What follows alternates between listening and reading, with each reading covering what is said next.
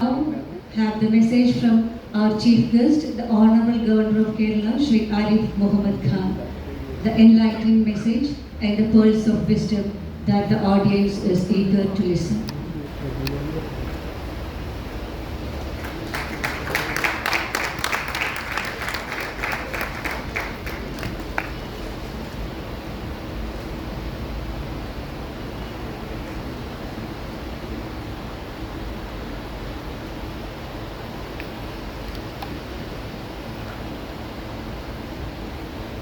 Shraddhe Swami Suvirananji Maharaj,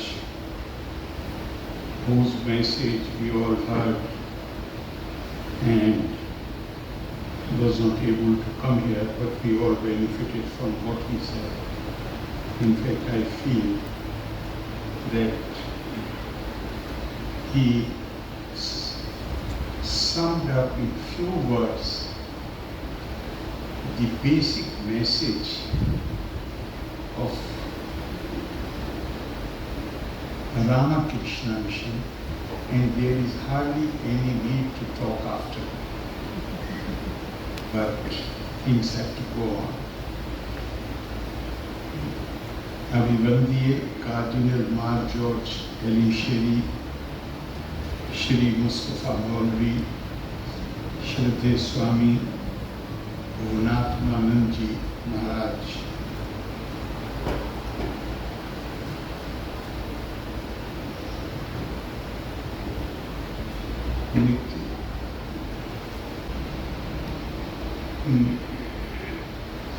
1979 December, 1980 January, elections were in December and Parliament was constituted in 1980. I was a young man, came to Parliament, and I exactly don't remember whether it was in 80 or 81. I read an article. There used to be a magazine which was published from Mumbai, Blitz, edited by Mr. R.K. Karanji. And Father Ahmed Abbas, a very famous writer, not only a communist, but an atheist, self-confessed and self-proclaimed, and nobody made this allegation against him. He himself said that he is not a believer.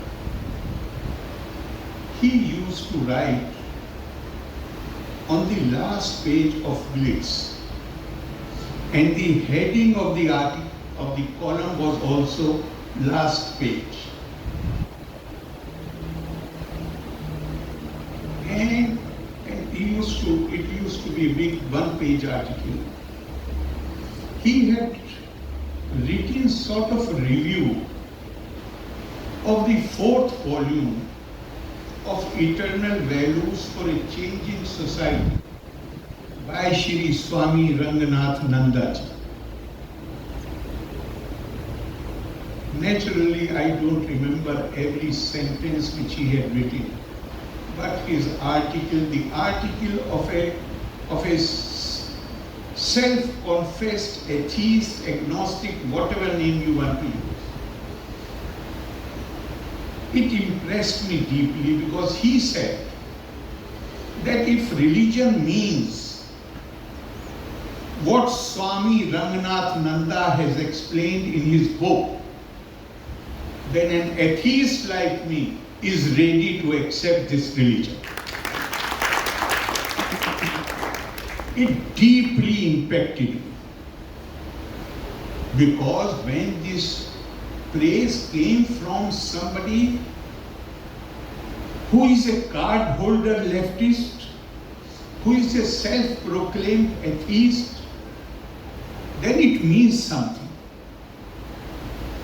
Straight away, before going to Parliament, I went to Bharatiya Vidya Bhavan. And I got, this review was about the fourth volume. Earlier, 3 volumes had earlier been published. on spirituality, on great education, democracy. So I went first to Vidya Bhavan, who had published the book.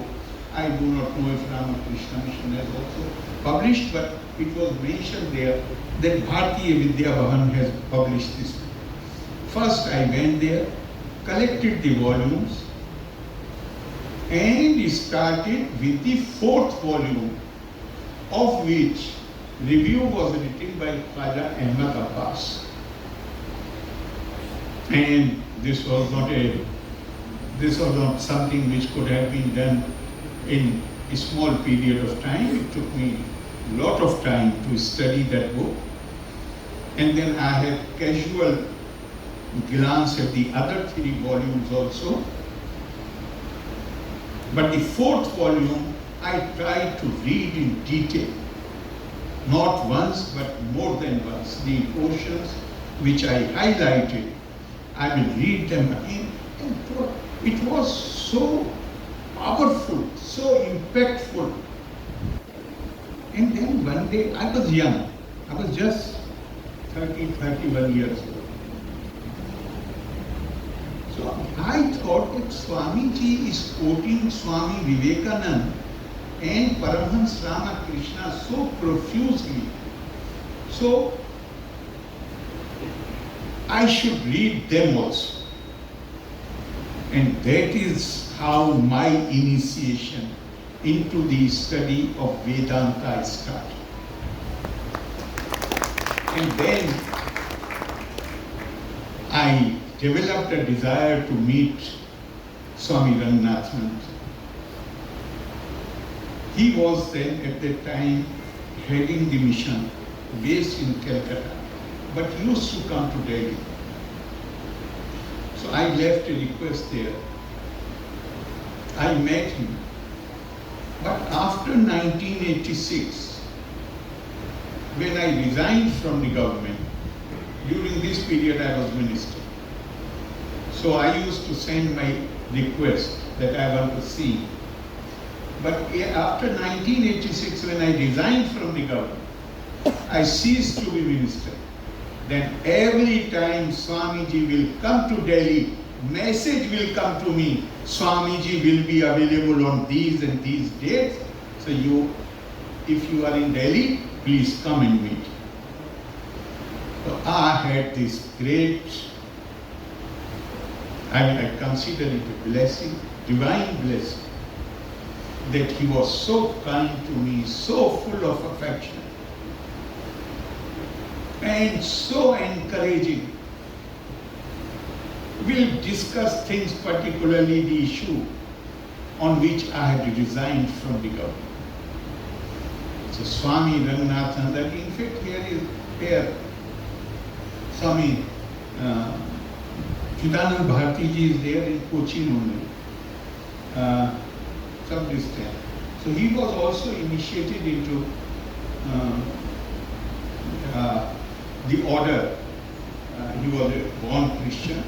He was initiated into the order by Swami Ranganathan ji. When I first time after I came to Kerala and first time went to meet him, he informed me that Swamiji, I always had, somehow I had the thought that Swamiji was born in Andhra Pradesh. He clarified, no, he was from Kerala. And then I asked him, Swamiji, why don't we organize some program to celebrate his memory? And I attended one program there next year. Swamiji had organized a program to remember, commemorate Swami Ranganathan ji. And honestly, I tell you, I feel so blessed. And Khwaja Ahmad Abbas is no more. But I am indebted to him because of his review of the book. I became interested in the study of Vedanta or Advaitva, or the work which is being done by the Ramakrishna Mission. I feel blessing, absolutely. And I think, particularly after hearing Swamiji, the message, nothing remains in doubt. And Swamiji, you have used the right word. Not an interfaith meeting, because a Christian father is here, a Muslim Maulvi is here, but you have used the right word, spiritual unity. That I feel, that has been the core of the teachings, where even the greatest Indian ideal since ancient times, or to be more specific, the Sanatan ideal is integration of personality. Ek Atmata, which reconciles an individual to her own self, to the society and the Supreme Spirit. Ek Atmata. World over civilizations were defined. And this is no criticism, we have no right to sit in judgment about anybody. This is only to understand things better that I am giving this example. World over, civilizations were defined either by race or by language, by faith tradition, how a group of people, they offered their devotions to the deity in which they believe.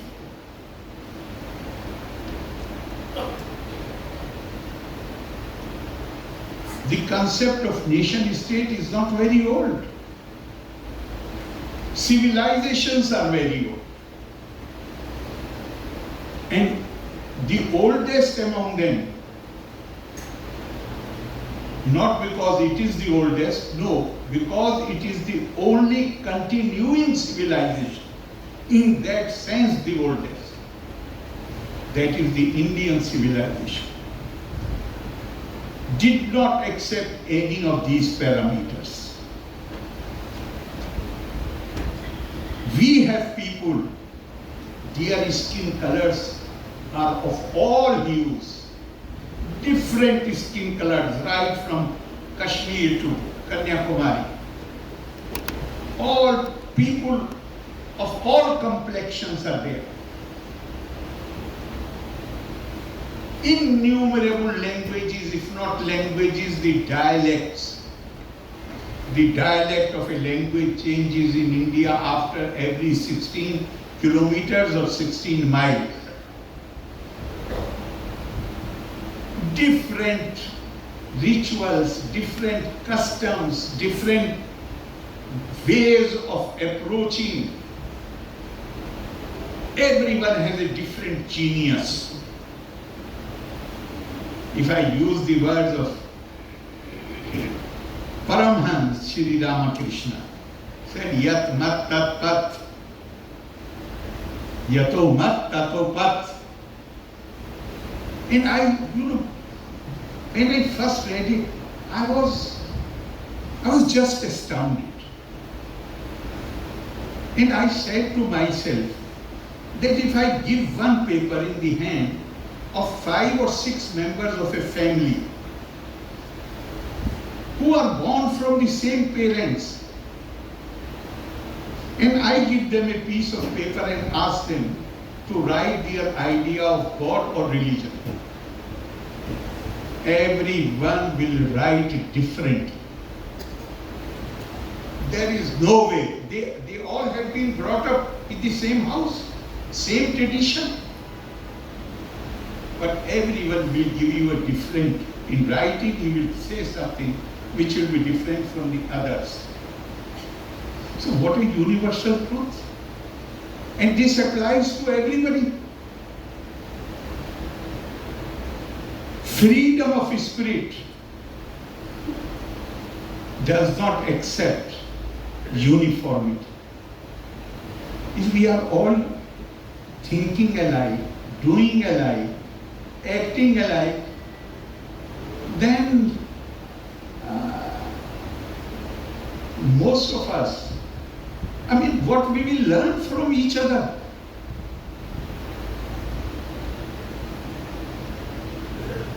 If you and me, we think alike, then one of us is redundant. And God does not create redundant things. We all have, the world over, the civilizations have been built because of the genius of the individuals and the striving by the collective. But for ideas, you need sometimes solitude to develop ideas. And this whole world goes on there. So when we look into these things, then one thing becomes absolutely clear, that teachings and spirit of Paramhans Ramakrishna and Swami Vivekananda is one of universal religion. No parochialism. As I said earlier, our civilization, the foundational virtue, the defining principle is Atma, integration of personality, ekatmita. The